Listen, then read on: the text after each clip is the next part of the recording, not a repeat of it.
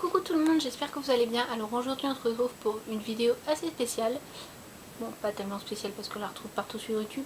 Mais ça va être un haul de mes fournitures. Donc je sais que la rentrée approche et c'est pas un sujet que je vais aborder beaucoup sur ma chaîne. Mais c'est un sujet qui me tient à cœur.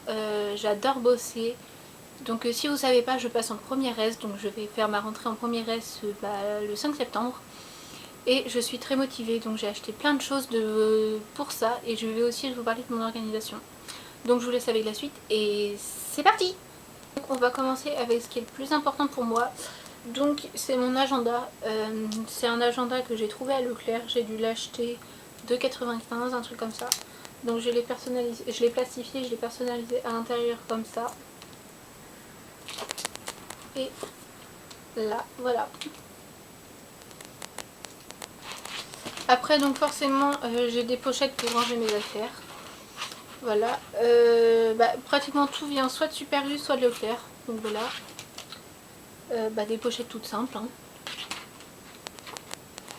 Alors après j'ai mon bloc-notes de feuilles. Donc moi je fonctionne par trieur. Et j'ai 2 cahiers pour les langues que vous verrez après.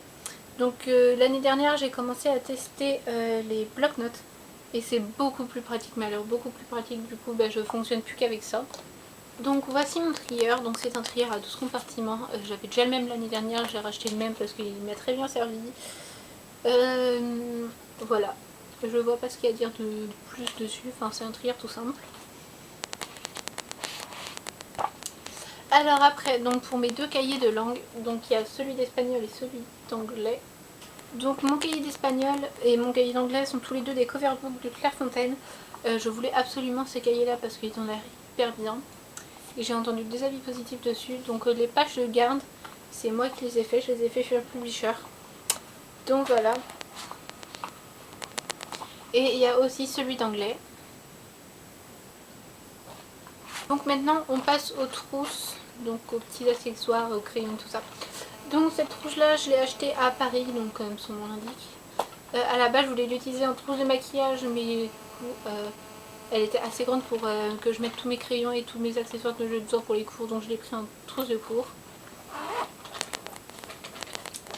Alors premièrement à l'intérieur il y a une agrafeuse, donc cette année j'ai décidé d'en acheter une parce que l'année dernière je demandais tout le temps si quelqu'un avait des agrafes ou j'utilisais tout le temps des trombones pour pouvoir relier mes feuilles, et cette année j'ai décidé d'acheter une agrafeuse, comme ça ce sera plus simple pour agrafer des documents.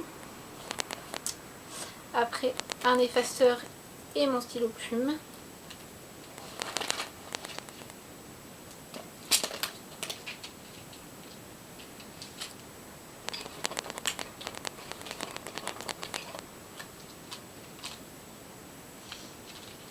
Les fameux stabilos, donc les 20 que j'utilise tout le temps pour mettre de la couleur dans mes cours. Il y a un fluo qui s'est mis dedans, donc j'utilise tout le temps ces crayons là pour mettre en couleur mes cours, etc.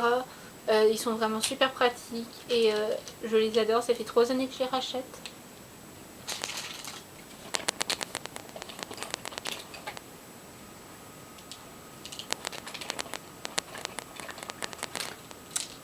Des fluos parce qu'on en a toujours besoin, et vu que moi je suis très organisée, voilà, j'adore pouvoir surligner plein de choses et avoir plein de couleurs. Après il y a un marqueur que j'ai acheté au cas où si j'ai besoin de noter des choses au marqueur et tout ça. Une gomme, ma clé USB de cours. Mon taille-crayon que je n'ai pas vidé encore, oui, parce que j'ai utilisé je l'ai utilisé pendant les vacances. Ma colle, donc édition spéciale Mode Moche et Méchant. Une souris parce qu'on en a toujours besoin. Un crayon de bois, un bic noir et un compas. Ici j'ai une encre j'ai aussi une encre dans ma trousse. Donc voilà. Donc voilà pour cette première trousse. Et après pour la seconde, donc ma trousse de crayon de couleur. J'ai pris cette trousse là, je crois, à Hyper U. Et j'ai juste acheté des crayons de couleur tout simples pour les mettre dedans. Parce que de toute façon, cette année, je vais avoir des croquis à faire, etc. en histoire. Donc forcément, je vais avoir besoin de crayons de couleur. Et j'avais pas envie de les mettre dans la même trousse que mes crayons normaux. après on arrive à ma trousse de secours, trousse bazar. Donc à la base c'était une trousse qui allait avec un sac. Et après je l'ai convertie en trousse à fourre-tout. Donc dedans, qu'est-ce qu'on y retrouve?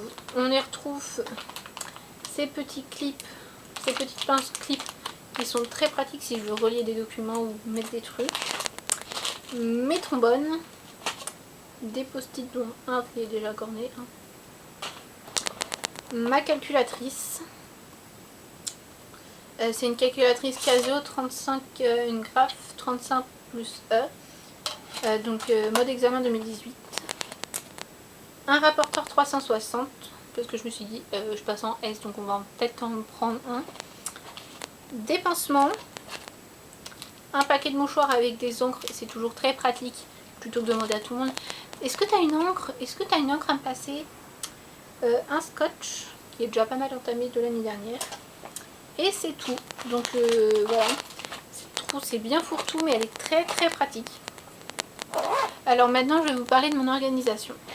Donc l'année dernière, je m'organisais par trieur. Donc en fait, dans l'autre fourniture que j'ai du lycée, on avait des trieurs. Donc on avait un trieur en carton. Et du coup, moi j'ai été racheter donc ce trieur là.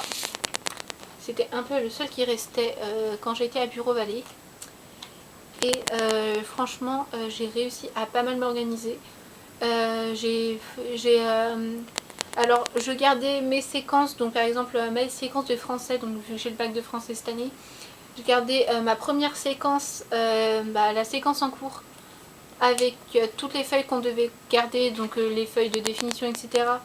Je les mettais dans mon trieur, et après je mettais tout, une fois que la séquence était finie, je mettais tout dans mon gros classeur, donc je vais tous vous les chercher.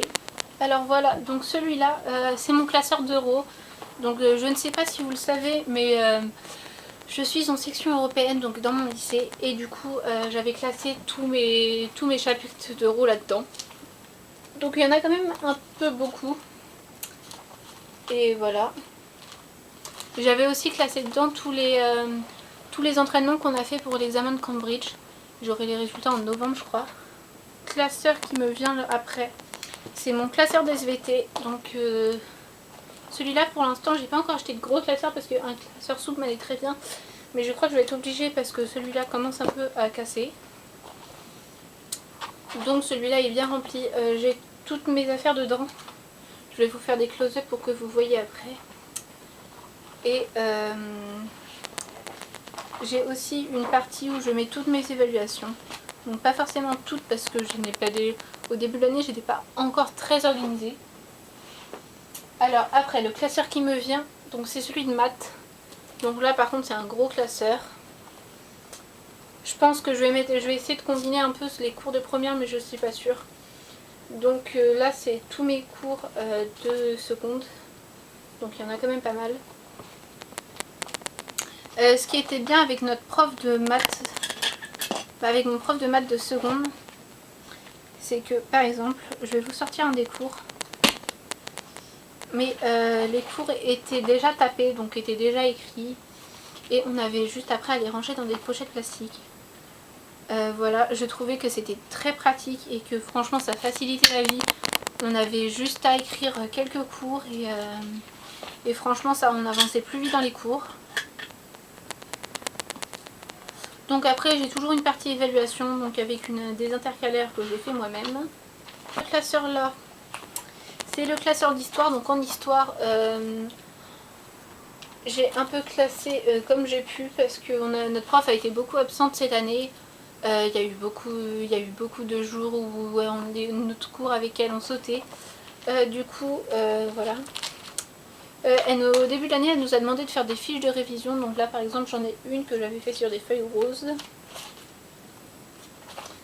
Voilà, et par exemple, pour un chapitre, elle nous avait demandé de faire une carte mentale récapitulative. Donc voilà. Et franchement, je m'étais beaucoup amusée à faire ça. J'avais adoré, même si j'avais passé du temps dessus. Je trouve que ça m'avait motivée. J'avais appris le cours avec. Donc je pense que je vais faire pareil l'année prochaine. Classeur de physique. Donc celui-là est un peu plus rempli. Parce qu'on a eu beaucoup de cours de physique. Il est d'ailleurs un peu lourd.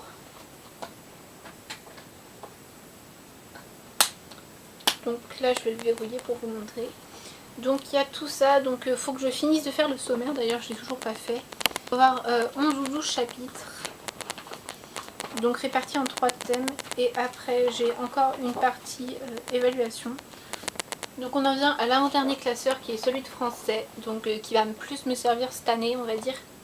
C'est celui qui va être le plus important. Donc voilà, il est rempli à moitié, je dirais un quart même. Donc je pense que je vais essayer de combiner ça avec pour l'année prochaine, pour cette année du coup. Donc j'avais fait cette page de présentation, donc je ne sais pas si vous allez voir, si vous ne voyez pas, je vais vous faire un close-up après. Donc pour mon classeur de français, donc d'abord on avait plein de documents à mettre sous plastique, donc on avait toute la fiche, on avait la fiche guide de tous nos chapitres qu'on allait faire, donc avec les séquences, les objets d'étude et les œuvres qu'on allait étudier. Donc franchement j'ai trouvé ça vachement pratique, mais je sais qu'en plus on doit savoir les objets d'étude pour les oraux de français je crois, donc ça pourrait me servir. Et après j'avais décidé de faire des présentations comme ça sur chaque intercalaire, donc j'en ai 12, j'ai trouvé des looks 12. Et pour chaque séquence j'avais mis, le nom à quelle séquence on est rendu, le nom de la séquence et l'objet d'étude. La vidéo est finie, j'espère qu'elle vous a plu. Si elle vous a plu, n'hésitez pas à mettre un petit like. Si vous avez des questions, n'hésitez pas à me les poser en commentaire, j'y répondrai avec plaisir. Quant à moi, je vous dis à la semaine prochaine. Bye bye!